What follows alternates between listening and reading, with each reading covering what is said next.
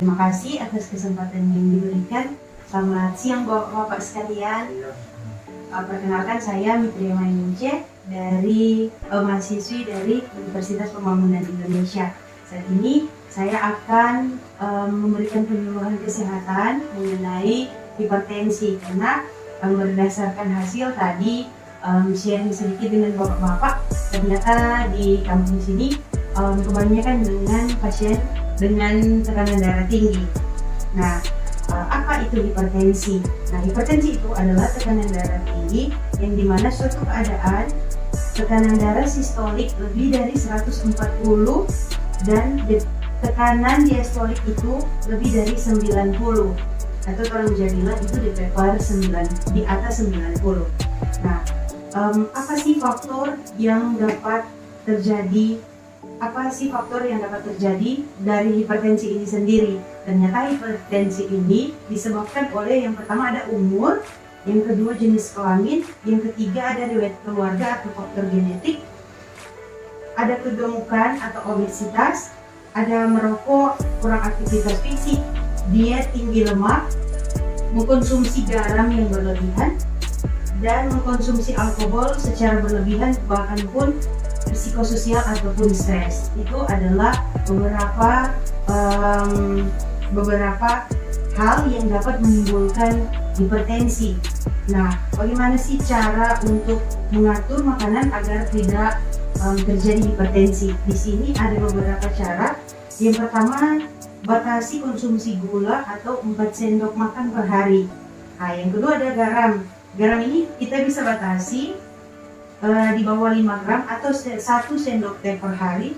Kurangi garam saat memasak, bahkan pun batasi makanan dan bertingkat untuk olahraga. Nah, selanjutnya ada tingkatkan protein dan lemak. Batasi daging yang berlemak, bahkan pun minyak goreng itu diukur kurang dari 5 sendok makan per hari. Kita juga bisa mengkonsumsi buah-buahan, bahkan pun sayur-sayuran, seperti 1 porsi setara dengan 1 buah jeruk, atau apel, mangga, pisang, atau 3 sendok makan sayur yang sudah dimasak. Nah, di sini ada beberapa tips atau cara untuk mengontrol hipertensi. Tekanan darah tinggi itu sering atau tanpa gejala. Tekanan darah juga tidak akan terkontrol, tapi akan menimbulkan komplikasi berlebih. Kalau orang tidak menggunakan cara hidup yang baik ataupun mengontrol tekanan darah tinggi itu dengan obat, maka tekanan darah tinggi itu tidak akan turun dengan sendirinya. Pastikan ketersediaan obat di rumah. Obat penting untuk menjaga tekanan darah. Minum obat teratur dan sesuai anjuran dokter. Nah, di sini ada juga ketahui efek samping obat yang selalu diminum. Berhati-hati menggunakan obat bebas dan ketahui setiap tekanan darah yang selalu dikontrol tiap bulan atau tiap 3 bulan selalu dikontrol. Ketahui tekanan darahnya berapa.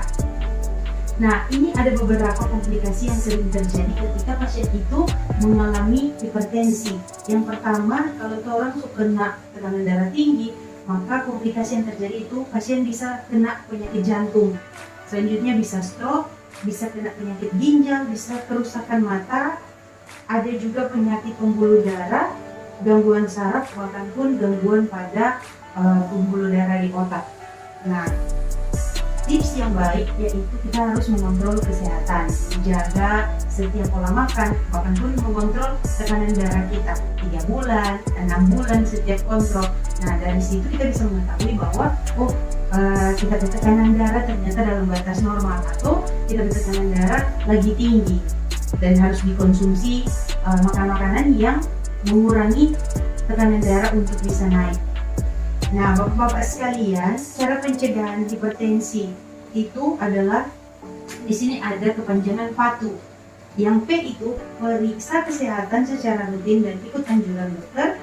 Yang A, atasi penyakit dengan pengobatan yang tepat dan teratur. T, tetap diet dengan gizi seimbang.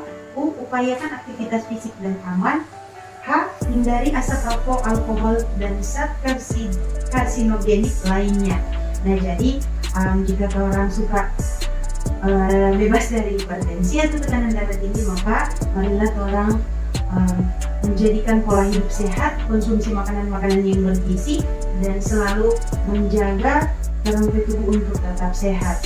lewat olahraga teratur dan diet secara teratur. Nah, sekian penyuluhan tentang tekanan darah tinggi. Apakah ada pertanyaan? Ya, terima kasih Bapak-Bapak untuk waktunya, untuk kesempatan saya yang bisa melakukan penyuluhan di sini. Biar kiranya apa yang saya sampaikan bisa bermanfaat untuk kedepannya. Dan terima kasih untuk waktunya telah disemangatkan.